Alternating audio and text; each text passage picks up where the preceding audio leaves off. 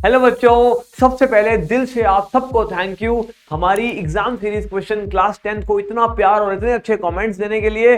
और आप सबको पता है उसकी इंपॉर्टेंस क्या है, क्योंकि उस सीरीज में है सारे वो क्वेश्चंस जो कि आपके पेपर में फ्रीक्वेंटली आस्क्ड हैं, डिफरेंट स्कूल्स, चाहे वो दिल्ली के हों चाहे वो इंडिया के हों।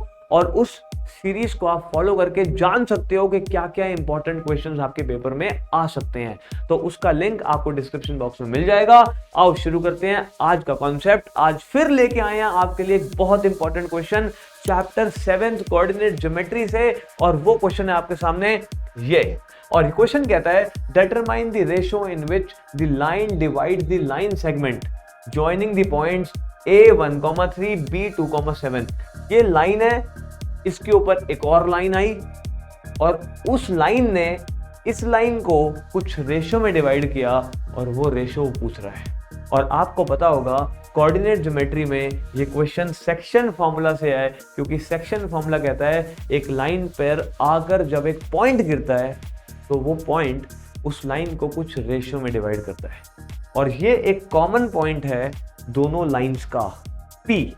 और इस P ने इस लाइन को AB को कुछ रेशो में डिवाइड किया, और वो रेशो जब हमें नहीं पता होती, निकालनी होती है, आज से याद रख लो, उस रेशो को हम मानते हैं लेट रेशो बी K:1। तो हमने मान ली रेशो K:1 और हमने कहा अब हम लगाएंगे सेक्शन फॉर्मूला। आपने कहा सर सेक्शन फॉर्मूला बनाए क्यों? मैंने कहा ध्यान से दोबारा सुनो। एक स्ट्रेट लाइन पर ऊपर से आके एक पॉइंट गिरा और उस पॉइंट ने इस स्ट्रेट लाइन को कुछ रेशो में डिवाइड किया, और वो पॉइंट निकालने के लिए बना सेक्शन फॉर्मूला। तो सेक्शन फॉर्मूला कहता क्या है, उसके लिए लिखूंगा एक फॉर्मूला जो कि आपको याद नहीं करना। तो सर बिना फॉर्मूला याद करे क्वेश्चन कैसे कर लेंगे? यही तो ट्रिक है। हर क्वेश्चन में कोशिश करता हूं एक ट्रिक देने की, ताकि वो क्वेश्चन, वो टॉपिक आपके लिए बहुत आसान हो जाए। बस देखते रहना इस वीडियो को, एंड तक पता चलेगा इस क्वेश्चन का सही आंसर, और मिलेगा एक क्वेश्चन होमवर्क के लिए भी। तो जल्दी से इस पॉइंट P को निकालने के लिए लगाना होगा सेक्शन फॉर्मूला। और जब जब लगाते हैं सेक्शन फॉर्मूला जरूर लिखते हैं by section formula, by section formula. और सेक्शन फॉर्मूला कहता है कि इस पॉइंट का x निकालने के लिए एक अलग फॉर्मूला है, इस पॉइंट का y निकालने के लिए अलग फॉर्मूला है। मगर मैं कहता हूं कोई फॉर्मूला ही नहीं है, एक गाना है। राव साहब गाना सुनते हो है ना, एल्विश यादव कितना फेमस हो गया सर, और गाना भी निकाला अपना, और गाना ही बड़ा फेमस हो गया। और बच्चों को रटा हुआ है यार, हरियाणवी भी नहीं आती, दिल्ली के बच्चे हैं, हरियाणवी का दूर दूर से नाता ही नहीं, और गाना गा रहे हैं यार। कैसे? बार बार सुन के, बार बार गा के। तो आपको ये गाना बार बार नहीं गाना पड़ेगा, कोई हरियाणवी गाना नहीं सिखा रहा आपको, मगर बहुत सिंपल सा गाना सिखा रहा हूं, आपको 1 सेकंड में याद हो जाएगा। मगर पहले फॉर्मूला देख लो, फॉर्मूले को देख के गाना बना देंगे और वो गाना याद कर लेना, फॉर्मूला याद हो जाएगा। तो x इज इक्वल टू पहली रेशो, मतलब पहली रेशो को हम कहते हैं M1। ये मैं साथ साथ गाना बोल रहा हूं, अभी याद हो जाएगा आपको। पहली रेशो x का दूसरा पॉइंट।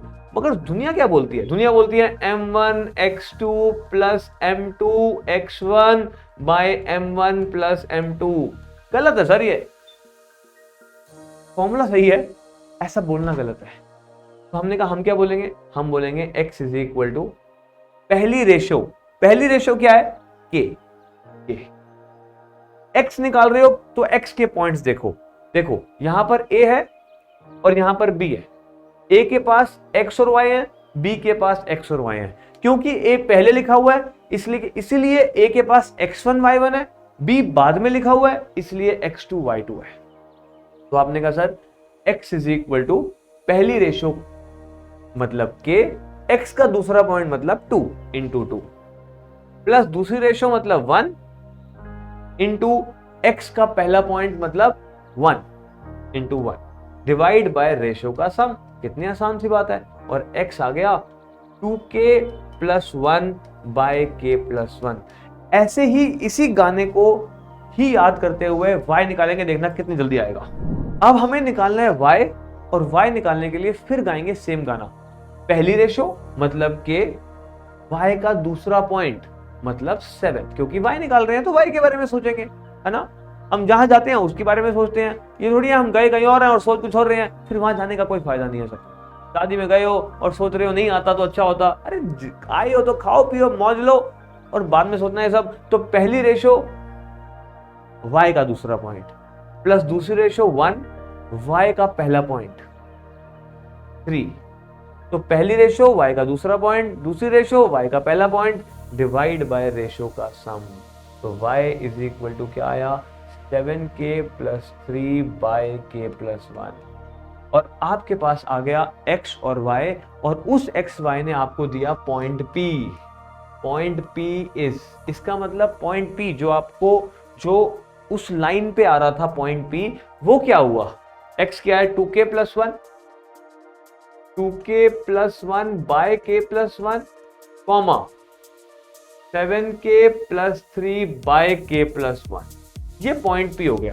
और हमने कहा ये जो पॉइंट p है, पॉइंट p लाइज ऑन, ये किसके ऊपर आ रहा है, इस लाइन के ऊपर भी आ रहा है, इस लाइन के ऊपर भी आ रहा है, इंटरसेक्शन पॉइंट है, दोनों लाइंस के ऊपर आ रहा है। इसी बात का फायदा उठाएंगे। इस लाइन के ऊपर आ रहा था, फायदा उठाया, सेक्शन फॉर्मूला लगा के इस पॉइंट को निकाल लिया। इस लाइन के ऊपर आ रहा है, फायदा उठाएंगे, इस पॉइंट की वैल्यू, इस पॉइंट का x, इक्वेशन क्या है, इक्वेशन है 3x plus y is equal to 9।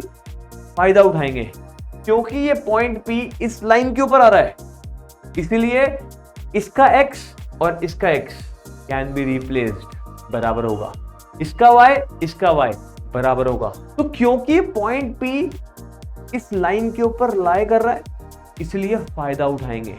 दूसरा फायदा क्या, कि इसका x और इस पॉइंट का x बराबर, तो हम रिप्लेस कर सकते हैं इस x को इस x के साथ, क्योंकि ये तो बराबर है, plus 1 by k plus 1 plus y की जगह 7k plus 3 by k plus 1 is equal to 9।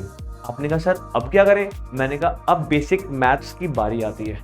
Maths तभी आपका स्ट्रांग होगा जब बेसिक स्ट्रांग होंगे, और मैं हर क्वेश्चन में, अगर आप मेरी पूरी प्लेलिस्ट देखो तो मैं हर क्वेश्चन में आपको मैथ्स के बेसिक्स भी सिखा रहा हूं, और मैथ्स के बेसिक्स इंप्रूव होते ही मैथ्स में इंटरेस्ट पैदा हो जाएगा, क्योंकि सारे कॉन्सेप्ट्स अलग होते हैं मगर उनके अंदर बेसिक्स सबके सेम होते हैं। तो आपने कहा सर अब क्या करें, मैंने कहा ब्रैकेट ओपन करो, 3 into 2k 6k plus 3 by k plus 1 plus 7k plus 3 by k plus 1 is equal to 9। आपने कहा सर अब क्या करें, मैंने कहा k प्लस 1 एलसीएम ले लो, तो k प्लस 1 हमने एलसीएम ले लिया, k प्लस 1 हमारा एलसीएम आया, ऊपर क्या आया same 6k plus 3 plus 6k plus 3 plus 7k plus 3, 7k plus 3 is equal to 9।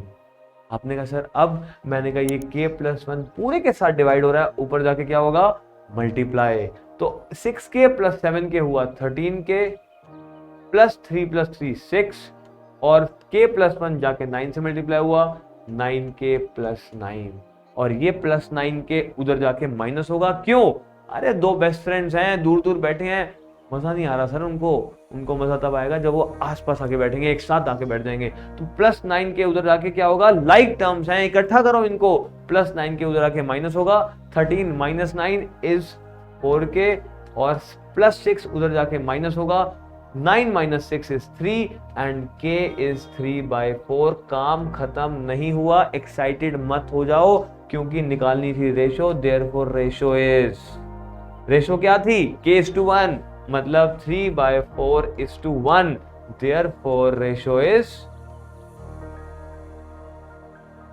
3:4। ये रहा आपका फाइनल आंसर। मैं हमेशा आपको एक क्वेश्चन जो कराता हूं उसके बाद एक क्वेश्चन जरूर देता हूं।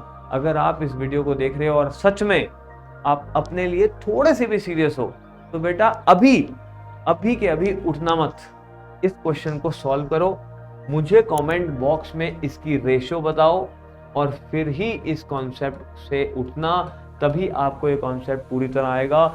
मैंने अभी दीवार बनाई है, सीमेंट लगाया है, ये क्वेश्चन करके आप पानी दोगे, दीवार पक्की हो जाएगी। ठीक है, जल्दी से मुझे कमेंट में बता दो इस क्वेश्चन में रेशो क्या आई, मैं बताऊंगा आपका आंसर सही है गलत। गलत होगा तो रिपीट करना, आपको हिंट्स ट्रिक्स दे दूंगा कहां आप गलती कर रहे हो, और जल्दी से इस क्वेश्चन को सॉल्व करो, मुझे कमेंट में आंसर दो, और मिलते हैं हम अपनी नेक्स्ट वीडियो में। Wish you all the best.